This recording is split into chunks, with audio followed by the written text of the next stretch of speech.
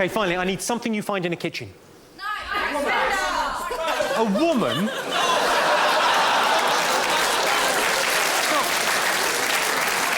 It's not 1974. You can find in a kitchen, a woman. She'll have my tea on. Your mum? Who said your mum? How old are you? Your mum. Your mum's in the kitchen. She'll make you tea and toast if you're nice. Mum. Your mum. That's what we're going for there, OK. Right, so we've got Henry VIII, Australian accent, mind reading, he's a creationist, your mum.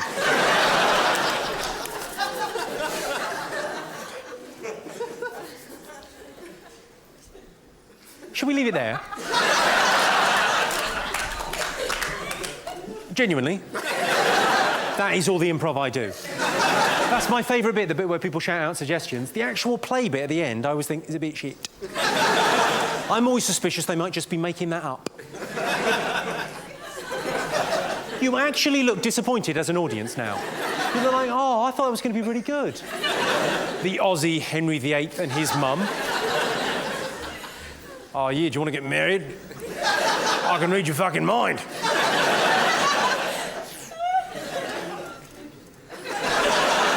How shit's that? What, sorry? I forgot your mum. All right, there's Henry VIII fucking your mum.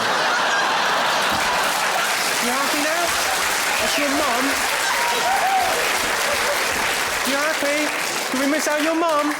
Is she getting fucked by the king? Oh, yeah. All right, Sheila? Yeah, take it, you bitch. Yeah. I know you like it. I can read your fucking mind. You happy now? Why now? There's a thin line between neighbourhood watch and becoming a vigilante, and it's a line you cross when you buy a cape. Do you know there's now a warning on superhero costumes? If you buy a superhero costume, it says on it, this costume does not give you special powers. Or indeed the right to see your children.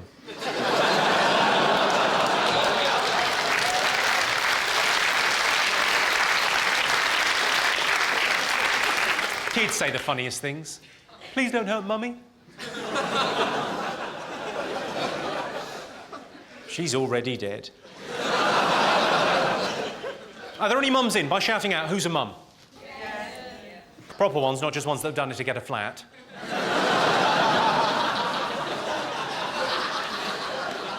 I'm kidding, we all love mums. You know, mums are great. They're the great unsung heroes of our society. They do so much for so little. What do mums ever get? All they ever get is, you know, not even a thank you, just Mother's Day. Mother's Day's rubbish, isn't it? It's like a Toblerone from the garage or some flowers from a lamppost. What?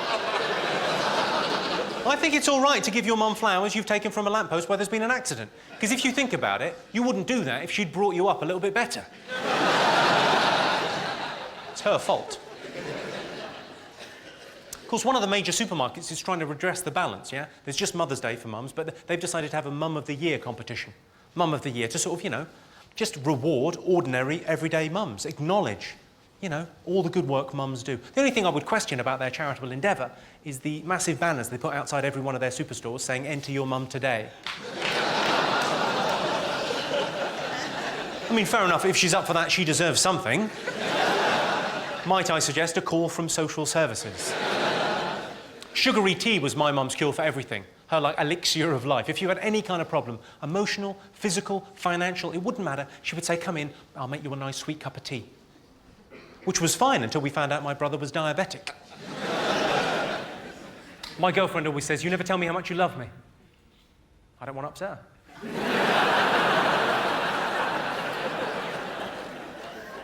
A couple of weeks ago, we were making love and she had an asthma attack. I did briefly think I was doing really rather well. Then about sort of the 90-second, 2-minute mark, I thought, hang on, she's laying this on a bit thick. Either she wants something or she's not well. And she wasn't well. I totally panicked. I didn't know what to do, so I phoned a friend of mine who's a doctor and he lives just down the road from me, and I said to him, you know, what should I do? He said, well, yeah, don't panic. It could be quite serious. It probably isn't, but I'll pop right over. I said, what should I do in the meantime? He said, finish yourself off. What's this? What celebrity would you most like to sleep with? Angelina Jolie. I'd love to have a go on that. She's an attractive woman, isn't she? I had a dream about her a couple of weeks ago. I'm not saying it was sexy. I had to get the sheets off with a toffee hammer. That's a weird joke, isn't it? Because at once your mind has to go, and, oh, toffee hammers. I realise I haven't got much of a chance with Angelina Jolie. She's with Brad Pitt. I've got a face like a potato. My only chance with her is if I black up and check myself into a Mozambique orphanage. Now, for better, for worse, this is the question I use to judge an audience, to judge individuals. If you could all answer, that would be great. Would you fuck your dad to save your mum?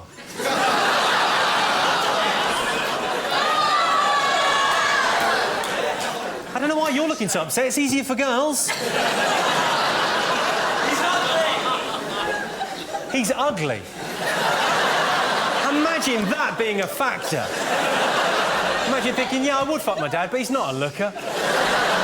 He's let himself go maybe 5 years ago. What would you say? He's there. Oh, hi.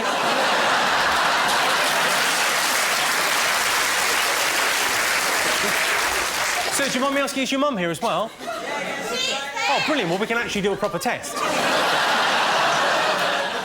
Now, I've got snipers all the way around this building. And they're pointing a gun at your mother, yeah? We're going to kill her. Your mum's been taken hostage. She's going to be killed. We would like you to bum your dad. Well... It's difficult. Yeah, of course it's difficult. I'm not saying you wouldn't be thumbing in a softie. That's fine. I say let her die. You say let her die?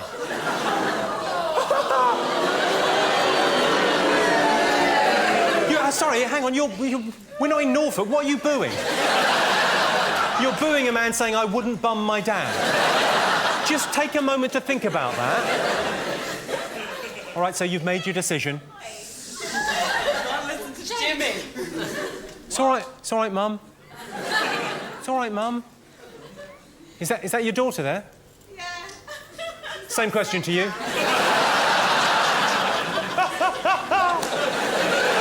Oh, I love my job. At what point did you think, as a family, this would be a good show to go and see? Never mind that Lion King bullshit. Let's bring the kids out to see a proper show, where we openly discuss incest.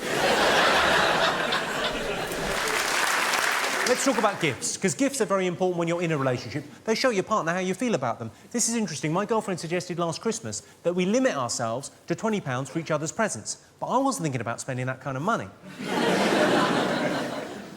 Obviously, if you're buying gifts for a woman, it's pretty easy. Just go for the classics. You know, champagne, chocolates, flowers. Unless you're dating an alcoholic bulimic with hay fever.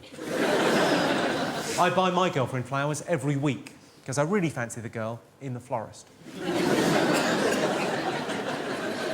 I've told the girl in the florist my girlfriend's dead.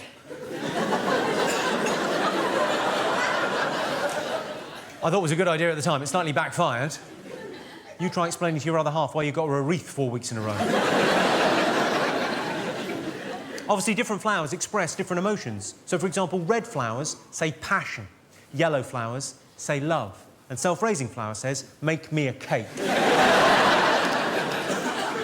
My girlfriend said recently, she said, we need some romance in our lives. So I took the hint, I booked a hotel, flowers, chocolate, champagne, petals on the bed, the full bit. Ended up having incredible sex. Of course, it turned out she wanted me to take her. What's the fucking point of that? I live with her. She'll be there when I get back. Put the kettle on, love, and fucking knackered. I'm not saying I feel cheated, but when we got together, she said to me, I'm very liberal about sex. I don't care what people do, as long as they're consenting adults and no one gets hurt. There's always a catch, isn't there? No one gets hurt. Consenting. Adults. Basically, no fun. My girlfriend asked me recently one of the big questions in life. She said to me, do you want to have children? I thought about it. I thought, God, Is there any truer expression of the love that you have for another person than to have a child with them? Because really that is a bond that lasts forever. It's not like getting married. Marriages break up. But having a child together, you know you're going to be bonded through that child for the rest of your life. And then I thought about the money. I thought, how expensive is it bringing up a child? It's apparently the most expensive thing you can do. It costs £100,000 to bring up a child up to the age of 18. It's an incredible amount of money. It's not like buying a house where you can sell it on. It doesn't appreciate, that's just gone. And then I thought about the education of the child. Would I send it to state school or private school? I'm doing all right. I might think about private school, but I'd probably end up sending it to state school. And then, you know, maybe I'd compromise on that, become a bit of a hypocrite, end up reading the Daily Mail, going to parent-teacher meetings, becoming my dad. It'd be awful. And then I thought more about, well, why am I thinking about having a child? Why don't I think about adopting a child? Isn't it just about the family unit and love, rather than just having a little mini-me running around the place? And then I thought about how much it would mean to have my family name live on. And, you know, what that would mean to my nearest and dearest. And then I thought again about the relationship with my girlfriend, how that would change, how I'd probably end up calling her mum or something, you know, would really sort of change that. And then, it would change my life, it'd probably ruin it. Anyway, I sort of weighed up all the pros and all the cons, and in the end I said no. Of course, by then I'd come. Luckily, all over her tits. Are you all right in the back? Excellent. It's nice to hear that, because often when I go to comedy shows, and I go to them all the time, I love coming out to see live comedy. The thing is, though, if I'm sat right at the back, I'm a little bit disappointed. I always get my ticket and go, oh, for fuck's sake, I'm fucking miles away. But there are, of course, advantages to being right at the back. You get more of a sense of theatre, of people coming together and sharing a sense of humour. What a wonderful thing that is, the great British music hall spirit. And also, if you're right at the back, this sort of thing won't happen. I fucked your mum.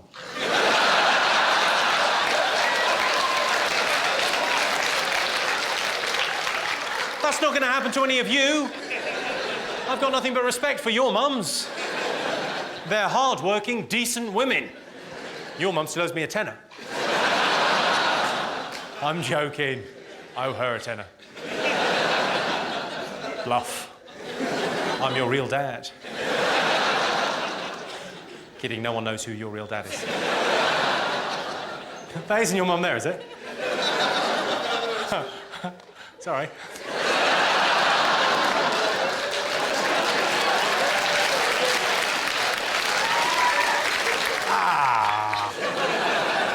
This is a bit awkward. Hello, sir. She's brilliant in bed, isn't she?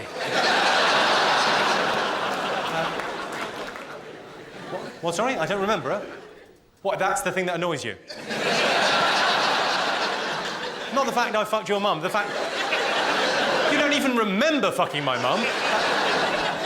My absolute favourite Christian organisation of all time. It's called Christians Against Teenage Pregnancies.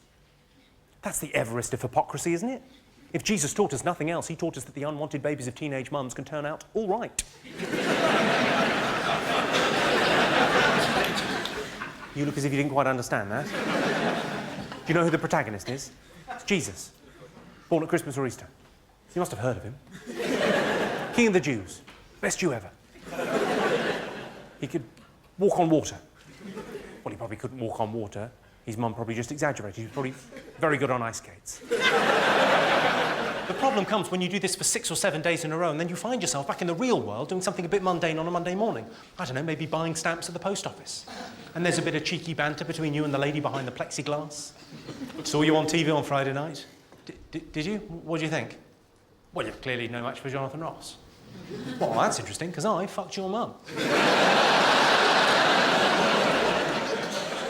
Don't cry, I'll go. Dave and Susan, they've been going out for years and years and years, 10 years, since college. Susan went home for the weekend to see her parents. They had Sunday lunch together, they got a little bit tipsy over lunch. Nothing the matter with that, you would think. Lovely. All the way up to Hull to see them. Got drunk over Sunday lunch. Somehow the topic of wife swapping came up. And her parents, for a joke, said, oh, we were terrible for that back in the 70s. Oh, keys in a bowl at a party. Oh, terrible. Oh, always doing it. We don't know who your real dad is. They said that to their daughter.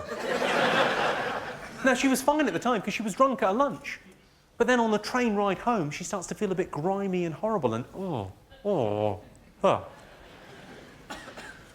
And eventually she works herself up into a real state. She thinks, well, maybe it was a joke on me. Maybe they were joking, but I was the butt of the joke. Maybe they did do that in the 70s. Maybe he's not my real dad. Oh, God. Oh, God. She got into Dave, and of course what Dave should have done is taken her in his strong, loving arms. Hey, it's just a silly joke. I'll pop the kettle on, I'll make you a cup of tea, I'll run you a bath. Shh, shh, shh, shh, shh. That is what he should have done. But that's not what he did. That's not what he said. What he said, without skipping a beat, I've killed an African child. But what he said, without skipping a beat, straight away, who got your mum?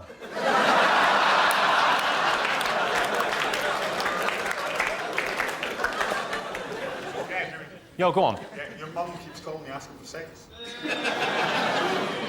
My dead mum keeps on calling you. At least twice. Right, she's barking up the wrong tree with you, isn't she? No, you... She is. You're up for it? Well, that's lovely to hear. Not deterred by finding out she's dead, he's gone, yeah, I'll still do it, yeah. It is fine. I mean, that would seem like a rude thing to shout out. Your mum's up for it, but I don't mind at all because I was warned that he was going to be here this evening. I knew you were going to be here because I was actually warned by your mum. No, seriously, she did. She warned me. She said... She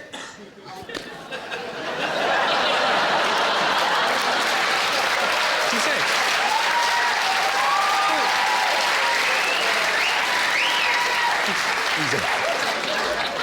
She said, my boy's going to be here, he'll show. He's wrong and he'll probably shout something out. What a cunt. At least I think she was talking to me. I wasn't the only one there.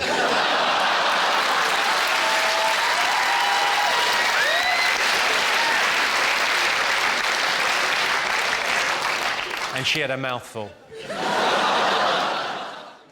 I'm wondering, does anyone have this arrangement in their relationship? It's becoming ever more common now for couples to have an arrangement whereby they're totally faithful to each other, but they've got a clause whereby if one of them was to meet a certain celebrity, they would be allowed to stray. Has anyone got that going on in their relationship? Who have you got? You. Right.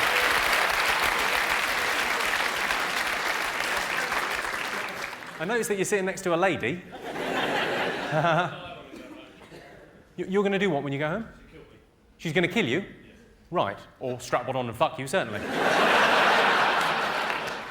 The reason I mention it is because I've got an arrangement with my girlfriend whereby if I ever get the opportunity to sleep with Kylie Minogue, she can fuck off.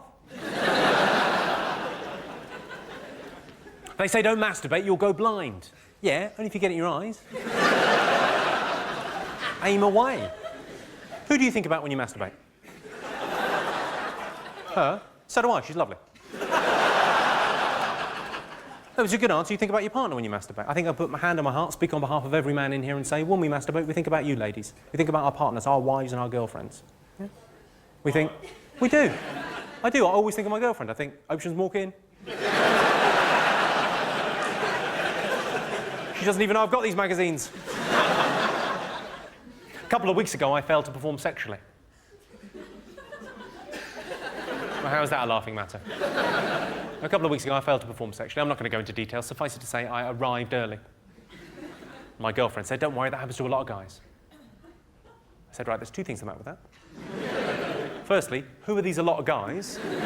And secondly, if it's happening to more than one of us, don't you think it could be your fault?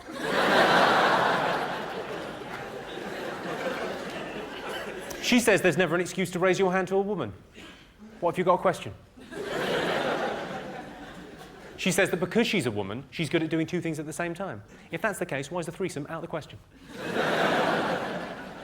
Any other problem? Oh, you've got a problem, sorry, yeah. Since I was little, I've been called Ginger and Ginger Pubes. Since you were little, you've been called Ginger and Ginger Pubes.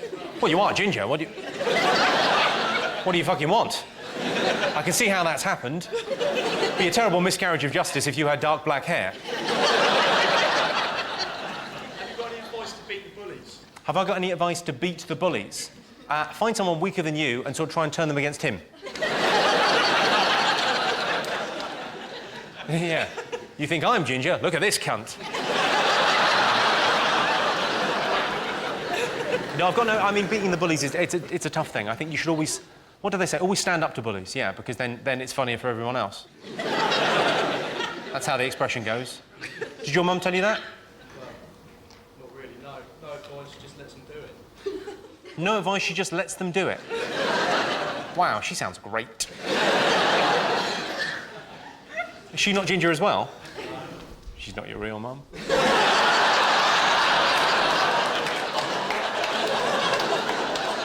My girlfriend used to get annoyed with me because I used to leave the toilet seat up, so I don't do that anymore. Always put it down. Yeah. Because it's a woman that I love and I want to spend the rest of my life with. It's only a little thing, but a little means a lot. Yeah. Of course, there's no winning with her. Now she's annoyed because it's covered in piss. Bad things come in threes. Good example of that is Atomic Kitten. Every time I think of Atomic Kitten, actually, I'm slightly saddened because I think, well, somewhere in the northeast, there's a supermarket 3 checkout girls short.